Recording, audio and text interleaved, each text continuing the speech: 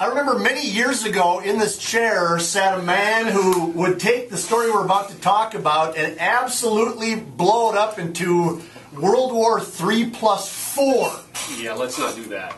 I'm not going to do that, though. I'm not going to go, oh my God, Rob Sobolik, the Fargodome, it's all messed up. I'm not going to do that to you, Rob Sobolik, General Manager of the Fargodome. But there is an issue, apparently, going on with the brand new AstroTurf that was put down into the Fargodome to the point that it's going to be replaced or is being replaced right now. What's going on here? Yeah, let's just. It's not the end of the world. The sky's not falling, nor the roof's not coming off. It's one of those unfortunate things that happens with textiles and in a manufacturing thing, and there were some issues with the AstroTurf that was put down on the field. The company AstroTurf, Brian Peoples, Andy Bellis, the whole management team from AstroTurf came to the Fargodome Authority, Fargodome, and NDSU and said, this is not working exactly how we want it to work. We want to come in and we want to put in a surface that's going to work.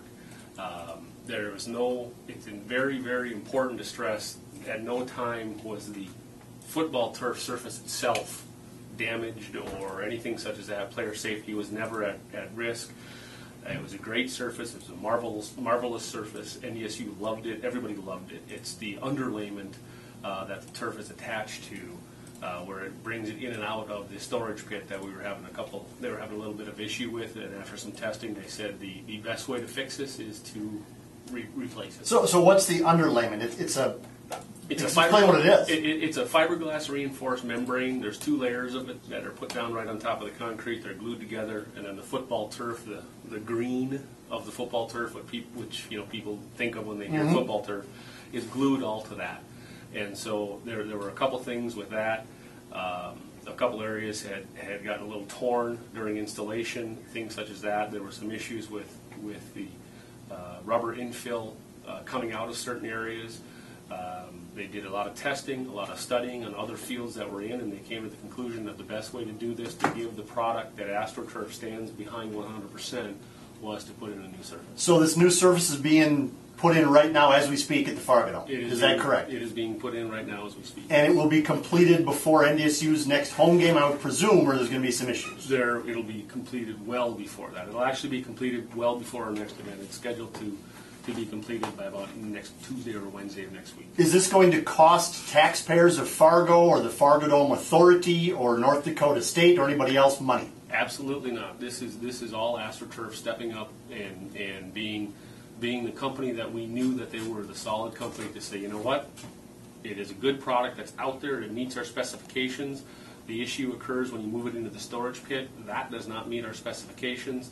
This is what we're going to do. This is no cost to you. We are deeply, deeply, deeply sorry for the inconvenience that it causes and the timing of it, but this is the best way to fix this problem and to show that AstroTurf continues to stand 100% behind them. Did AstroTurf have people here on Saturday for the game at the Fargodome to check things out to see how it worked on game day, or how did they come to the conclusion that something was wrong here?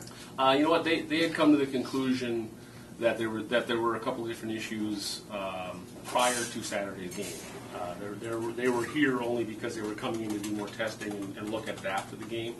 But they were pretty aware of what it was. They thought they knew what the solution was going to be, and this is where they're going. Okay. Rob Sobolik, General Manager of the Fargodome, is our guest on the Mike McFeely Show. We're talking about a story that we're telling you about, that they're essentially replacing, they being the AstroTurf company, the manufacturer of the product.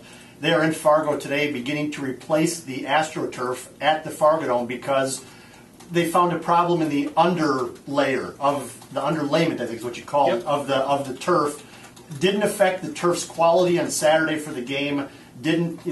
Wasn't causing problems or a danger to the players or the athletes or whomever, but it was more of an issue of putting the AstroTurf into the storage area when they take it off the field. Right. It was more of a long-term maintenance issue and dealing with it coming in and out of the storage pit and moving the rubber around, things such as that. So there was at no time was the surface itself in danger or a bad surface. It actually was a 100% great surface. And what did you hear from NDSU, and has AstroTurf met with North Dakota State about the quality of the surface, not regarding this replacement, but just how it played on Saturday, because it sure looks better. And having been on the turf, both at the Dome and at other places where they have this nice stuff, where they have the rubber pellets in it, it's really high quality stuff. Well, in no offense to AstroTurf, who did the surface before, quite honestly, watching the highlights of it, watching the game on the video board or on TV, it actually looked like we were playing on a football field. Yes, nearly grass versus a piece of outdoor corporate, which is the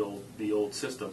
The comments from NDSU have been overwhelmingly over the top. The team loves it. Coaching staff loves it.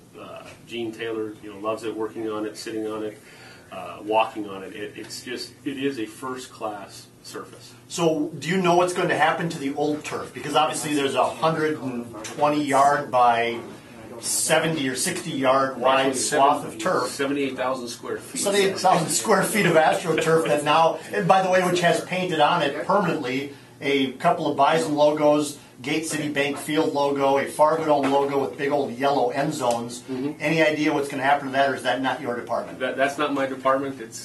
When it came out of the building, we're simply storing it in the parking lot right now for AstroTurf. I know they're talking to a couple different entities about.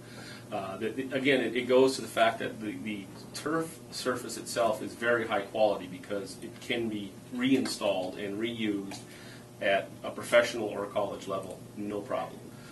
So that also leads to the fact that it is a 100% fine surface. I don't know this for sure, but I'm just making a wild, crazy guess here.